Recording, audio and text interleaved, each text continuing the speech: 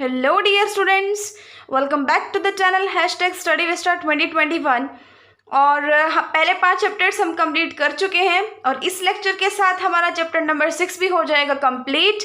आज हम सारे आर्टिकल्स और एग्जाम्पल्स डिस्कस कर लेंगे एक्सरसाइज 6.3 से पहले वाले। तो सबकी प्लेलिस्ट चैनल पे अवेलेबल है, आप देख सकते हैं। और इस वीडियो के डिस्क्रिप्शन में भी आपको सभी प्लेलिस्ट का लिंक मिल जाएगा, तो आप वहाँ से भी चेकआउट कर सकते हैं। तो कन्वोल्यूशन थ्योरम स्टार्ट करते हैं। बहुत ही ज़्यादा इंपॉर्टेंट है और उतनी ही ईजी भी है। और इसमें मोस्टली बच्चों को एक तो डाउट्स रहते हैं, मोस्टली सबको ही वो डाउट रहते हैं, उनको हम अच्छे से क्लियर करने की कोशिश करेंगे। सो प्लीज़ ध्यान से सुनना, आपके डाउट क्लियर हो जाएंगे। कन्वोल्यूशन थ्योरम हम स्टार्ट करते हैं। कन्वोल्यूशन थ्योरम में देखो क्या है, इसने कहा कि अगर एफ ऑफ एस का लैप्लेस इनवर्स क्या है, स्मॉल एफ ऑफ टी, और जी ऑफ एस का लैप्लेस इनवर्स है स्मॉल जी ऑफ टी। यानी कि पहले हम एक लेके चलते थे कि एफ ऑफ एस का Laplace inverse F of T है, यहाँ हम 2 लैप्लेस इनवर्स लेके चल रहे हैं कि इसका ये है और जी ऑफ एस का Laplace inverse small G of T है। ठीक है, तो इसने क्या कहा कि ठीक है भाई, चलो एफ ऑफ एस का लैप्लेस इनवर्स ये है और जी ऑफ एस का लैप्लेस इनवर्स ये है, लेकिन इनकी मल्टीप्लिकेशन का लैप्लेस इनवर्स भी आप बता सकते हो, क्या होगा।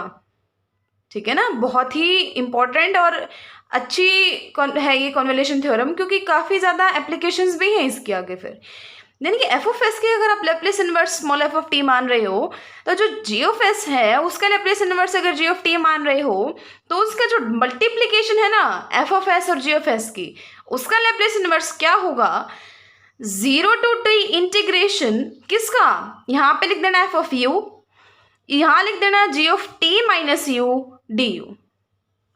क्या होगा इनके मल्टीप्लिकेशन का Laplace inverse, integration 0 to t f of u and g of T minus U D u. ठीक है, आई होप आपको याद होगी, कुछ नहीं करना आपको, दोनों को मल्टीप्लाई कर लेना यहाँ पे। और यहाँ पे 0 to t इंटीग्रेशन हो जाएगा, यहाँ एफ ऑफ टी के बजाय एफ ऑफ यू कर दो, यहाँ पे जो जी ऑफ टी है उसके बजाय यहाँ पे जी ऑफ टी माइनस यू कर दो और डी यू कर दो। बस ये कन्वोल्यूशन थ्योरम है। इसके हम प्रूफ देख लेते हैं। अब देखो, लेट करके चलो फाई ऑफ टी ये चीज़ है, यानी कि जो इसकी राइट हैंड साइड है ना, ये हमने फाई ऑफ टी मान ली। इसका लैप्लेस हम प्रूफ कर देंगे, क्या है, F of S into G of S. अगर इसका लैप्लेस ये है तो इसका लैप्लेस इनवर्स ये हो जाएगा, यानी कि जो हमें प्रूव करना है वो प्रूव हो जाएगा। यानी कि इसको फाई ऑफ टी मान के चलो, इसका लैप्लेस जो कि ये है उसको प्रूव कर दो कि वो लास्ट में जाके कहीं ना कहीं किसके इक्वल आ जाता है, F of S into G of S. तो हम बहुत अच्छे से समझ लिया हमने कि हमें करना क्या है। अब हमें पता चल चुका है हमें क्या करना है, तो चलिए आगे प्रोसीड करते हैं। तो देखो, अब इसने क्या किया कि किसी भी चीज़ का लैप्लेस मतलब क्या, उसकी e की पावर माइनस एस टी से मल्टीप्लीकेशन और 0 से इन्फिनिटी तक उसका इंटीग्रेशन dt। तो जो अंदर था उसके मल्टीप्लीकेशन e की पावर माइनस एस टी से की, इंटीग्रेशन कर दिया 0 to infinity and dt। D you इसका पहले वाला इसके साथ ही था ना, इसलिए वो वाला डी यू है। अब देखो, अब इन दोनों लिमिट्स को इकट्ठा कर लिया इसने, हम कर सकते हैं, कोई दिक्कत नहीं है। यानी कि ई पावर माइनस एस टी यहाँ आ गया, ये यहाँ आ गया, 0 to इन्फिनिटी, 0 to t और ये सारी चीज़ें। अब देखो यहाँ ना जो इसने कहा, ये इसने ग्राफ बना लिया और इसने ये कहा कि आप क्या करना है, अब आपको वर्टिकल स्ट्रिप है ना उनको चेंज करना है हॉरिजॉन्टल स्ट्रिप के अंदर। यहाँ पे ऑलमोस्ट बच्चों को डाउट रहता है और ये चीज़ क्लियर नहीं हो पाती, कभी भी उनको रटना ही पड़ता है। तो चलिए हम बहुत अच्छे से समझते हैं इस चीज़ को कि ये कैसे आया। तो इससे पहले आपको कुछ चीज़ों का पता होना चाहिए जो कि डबल इंटीग्रेशन में आई होप कुछ बच्चों को आती भी होंगी। देखो ध्यान से सुनना, हमें क्या करना है, ये मैंने लिखी है लाइन की equation, x + 2y = 4, x = 0, y = 0। ठीक है, ये मैंने क्यों बनाया, ताकि मैं इसको प्लॉट कर पाऊँ। मैंने ये प्लॉट कर ली यहाँ पे। और x = 0 क्या है, y एक्सिस, y = 0 क्या है, x एक्सिस। इसका कहने का मतलब क्या है कि आपको ये वाला एरिया चाहिए। इंटीग्रेशन का मतलब क्या होता है, एरिया अंडर द कर्व, उस कर्व के नीचे का एरिया। तो हमें इन शॉर्ट अगर मैं आपको कहूँ तो मेरे को ये जो ट्रायंगल है ना, ये वाला एरिया चाहिए। अब ध्यान से सुनना, हम लिमिट्स कैसे निकालते हैं। अगर आपको ये चीज़ क्लियर होगी ना, मतलब ही नहीं बनता आपको इस चीज़ में कोई प्रॉब्लम आएगी। फिर एक बार इस चीज़ को ध्यान से सुनना। देखो हम सिर्फ क्या सीख रहे हैं, लिमिट निकालना सीख रहे हैं, बाकी एरिया वगैरह वो चीज़ें तो आपको आती हैं। जो हमें डाउट आ सकता है ना वो चीज़ इससे सॉल्व होगी। देखो ध्यान से सुनना। सबसे पहले आपको पता है लिमिट हम निकालते हैं, एक्स की भी लिमिट भी निकालनी पड़ेगी, वाई की भी निकालनी पड़ेगी। अब देखो एक्स की तो हम निकालते हैं बिल्कुल डायरेक्टली, मतलब यहाँ एक्स कहाँ से कहाँ तक वेरी कर रहा है इस कर्व के लिए, यानी कि हमें यहाँ से और यहाँ तक का एरिया निकालना है ना। तो एक्स यहाँ क्या था 0, यहाँ क्या था 4, तो एक्स की लिमिट कहाँ से कहाँ तक आई 0 to 4। ये तो बिल्कुल सिंपल है। अब आते हैं वाई की बारी। अब हम क्या मिस्टेक कर देते हैं कि हम वाई की लिमिट को सोच के चलते हैं कि ये हम लेंगे 0 to 2। नहीं, यही मिस्टेक नहीं करनी हमें। हम कभी भी वाई एक्सिस के अलॉन्ग नहीं जाएंगे जब हम वाई की लिमिट लेंगे। हम क्या करेंगे, एक वर्टिकल स्ट्रिप ले लेंगे और फिर हम ये देख लेंगे कि उस वर्टिकल स्ट्रिप के लिए वाई कहाँ से कहाँ तक वेरी कर रहा है। अब वाई यहाँ पे था 0 और यहाँ पे वाई क्या है, इससे निकाल लिया मैंने। क्या आ जाएगी वाई की वैल्यू 4 - x डिवाइडेड बाई 2। क्या आ जाएगी वाई की वैल्यू 4 - x डिवाइडेड बाई 2। अच्छा, यहाँ पे थोड़ी सी मिस्टेक है, इसको ठीक कर लेना। ये आएगा प्लस का और ये आएगा माइनस का। तो वाई की वैल्यू क्या आ गई 4 - x बाई 2। तो यही हमारी क्या हो जाएगी लिमिट। ठीक है, यानी कि x की लिमिट आपको निकालनी है तो यहाँ से यहाँ तक डायरेक्टली ले लो 0 to 4। y की लिमिट अगर आपको निकालनी है ये नहीं होगा कि हम y एक्सिस के अलॉन्ग चलेंगे, नहीं। y की लिमिट हम लेंगे, एक वर्टिकल स्ट्रिप लेंगे, फिर हम देखेंगे उसके लिए y कहाँ से कहाँ तक वेरी कर रहा है और उसके लिए y वेरी कर रहा है 0 से लेके और यहाँ तक। और यहाँ क्या है, y की वैल्यू आप कर्व की इक्वेशन से निकाल लेना। इस टाइप से हम क्या करते हैं, निकालते हैं लिमिट्स को। ये चीज़ आपको समझ आई? तो चलिए अब हम चलते हैं जो हमें करना है। तो देखो, चलो आगे बढ़ने से पहले एक बार यहीं देख लो, इसने यहाँ पे क्या किया हुआ है, du dt। यहाँ y की जगह u है, y की जगह क्या है u है, और x की जगह क्या है t है। क्योंकि ग्राफ देखो ये u है ये t है, तो ये y की जगह है ये x की जगह है। अब ध्यान से देखना इसने क्या किया। देखो आपको पता है कि जो du की लिमिट है वो कौन सी वाली है, ये वाली 0 to t। क्योंकि जो पहले है ना उसकी ही लिमिट होती है ये वाली, यानी कि पहले अंदर वाला पार्ट सोल्व होता है। और dt की लिमिट कौन सी है 0 to ∞। ये चीज़ भी हमें पता है। अब ध्यान से देखना, जो हमें अभी समझा ना उस हिसाब से देखना। इसने हमारे हिसाब से क्या करते हैं, हम x को तो जहाँ से जहाँ तक वो वेरी कर रहा है ना उसको डायरेक्टली ले लेते हैं। कोई हार्ड एंड फास्ट ट्रिक वगैरह या फिर और कुछ समझने की ज़रूरत नहीं होती, तो सीधी सी चीज़ है। तो इसने वही किया, जो t है ना उसकी लिमिट कहाँ से कहाँ तक ले ली 0 to ∞। क्योंकि ये तो ख़त्म ही नहीं हो रहा ना ग्राफ, तो 0 to ∞ है, ठीक है, हमें कोई प्रॉब्लम नहीं है। जैसे वहाँ 0 to 4 थी ना, यहाँ 0 to ∞ है, ठीक है। अब हमें पता है y की लिमिट हम क्या करेंगे, कहाँ से कहाँ तक एक वर्टिकल स्ट्रिप ले लेंगे और ये देख लेंगे कि उसके लिए u कहाँ से कहाँ तक वेरी कर रहा है। अब इस वर्टिकल स्ट्रिप के लिए u कहाँ से कहाँ तक वेरी कर रहा है, यहाँ पे तो u है 0 और यहाँ पे u क्या है t। तो इसकी लिमिट क्या हो जाएगी 0 से लेके t तक। तो ये वही चीज़ है, ठीक है। जब वर्टिकल स्ट्रिप लेके चल रहे हो ना, ये चीज़ आएगी, u की लिमिट आएगी 0 से t और t की लिमिट आएगी 0 to ∞। आई होप आप समझ गए। अब ये आप समझ गए तो हॉरिजॉन्टल अपने आप समझ लोगे कैसे। बस उसमें ये है कि अब जो t x का काम कर रहा है ना, अब हॉरिजॉन्टल स्ट्रिप के लिए t y का काम करेगा और u किसका काम करेगा, x एक्सिस का काम करेगा, ठीक है। मतलब अब हम क्या करेंगे, u की वैल्यू को ले लेंगे जैसा हम चाहते हैं विदाउट एनी बाउंडेशन। तो u कहाँ से कहाँ तक वेरी कर रहा है, 0 से लेकर ख़त्म ही नहीं हो रही ये चीज़, 0 से लेकर कहाँ तक ∞ तक। अब बात किसकी आती है, t की। t किसका काम कर रहा है, y का। इसका मतलब डायरेक्टली नहीं लेंगे, क्या करेंगे हम, हॉरिजॉन्टल स्ट्रिप ले लेंगे। वहाँ वर्टिकल ली थी, यहाँ हॉरिजॉन्टल स्ट्रिप ले लेंगे और इसके लिए t कहाँ से कहाँ तक वेरी कर रहा है, u से लेके ∞ तक। कहाँ से कहाँ तक, u से लेके ∞ तक। यही करते हैं ना हम, हॉरिजॉन्टल स्ट्रिप ले लेंगे और इसके लिए देख लेंगे कि कहाँ से कहाँ तक t हमारा वेरी कर रहा है, कहाँ से कहाँ तक u से लेके ∞ तक वेरी कर रहा है। तो इस टाइप से हमने लिख दिया, ठीक है। I hope this concept is clear to you. देखो हमने काफ़ी डीपली समझ लिया इस चीज़ को अब। तो देखो ये लैपलेस हो गया। अब तो आगे सिंपल कैलकुलेशंस हैं, कैसे करेंगे हम।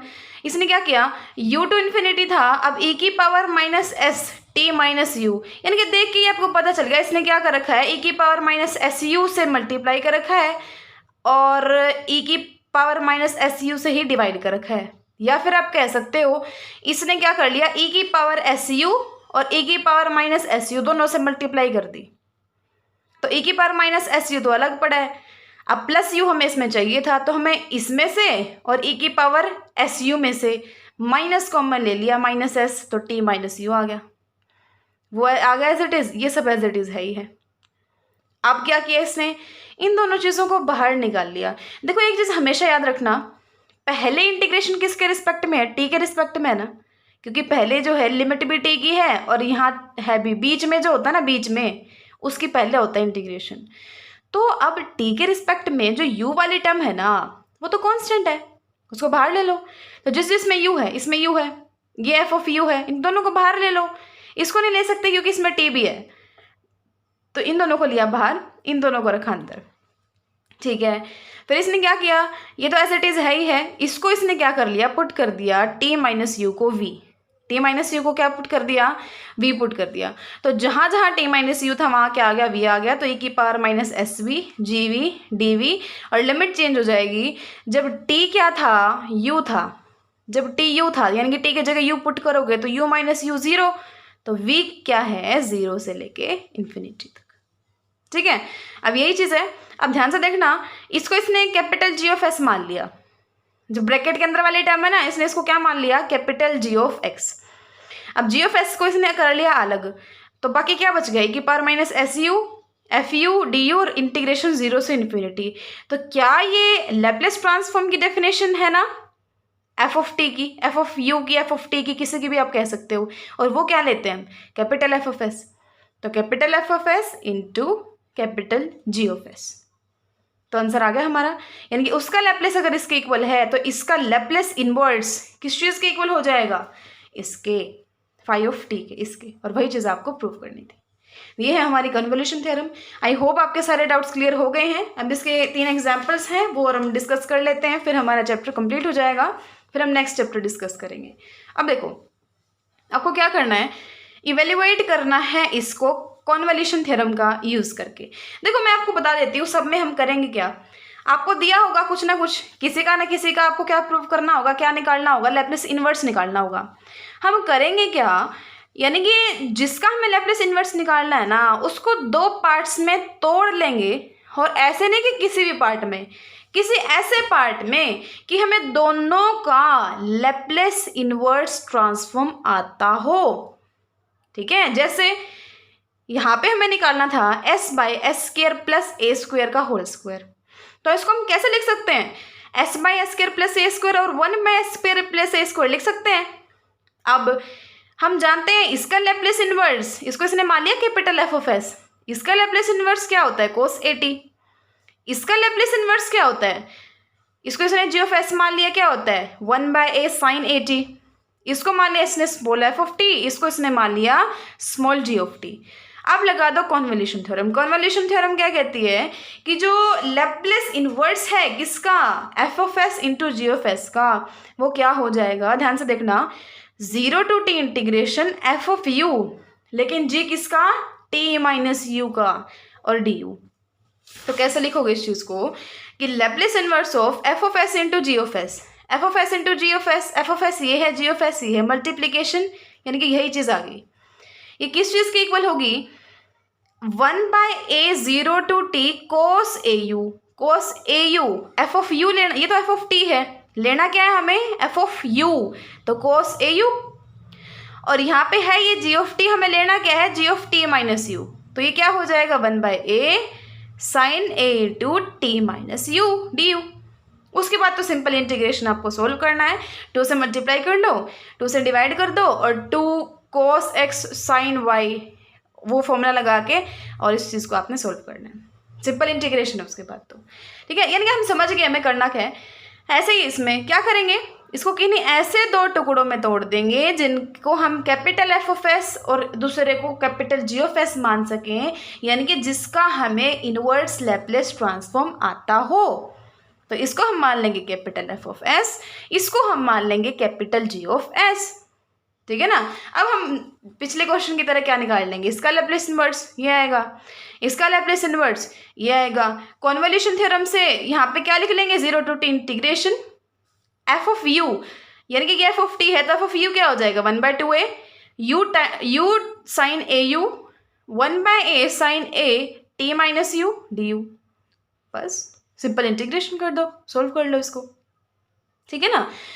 अब use convolution theorem to evaluate this, इसमें भी हम क्या करेंगे, ऐसे ही कर लेंगे, इसको भी अलग अलग कर दो क्योंकि 1/s + 1 का डेरिवेटिव इनवर्स लैप्लेस ट्रांसफॉर्म हमें पता है, और 1/s + 9 के स्क्वायर का भी इनवर्स लैप्लेस ट्रांसफॉर्म हमें पता है, ठीक है, पता है ना। इसका तो सीधा e⁻t है और इसका क्या हो जाएगा, 1/s² किसका होता है, t का, लेकिन जैसे ही t की e⁻⁻9t से मल्टीप्लाई हुई, जहां यहाँ s आना चाहिए था वहां क्या आ गया, s + 9, ठीक है ना। तो इसका पता चल गया, इसका पता चल गया, उसके बाद तो सीधा आपको कॉन्वोल्यूशन थ्योरम अप्लाई करनी है।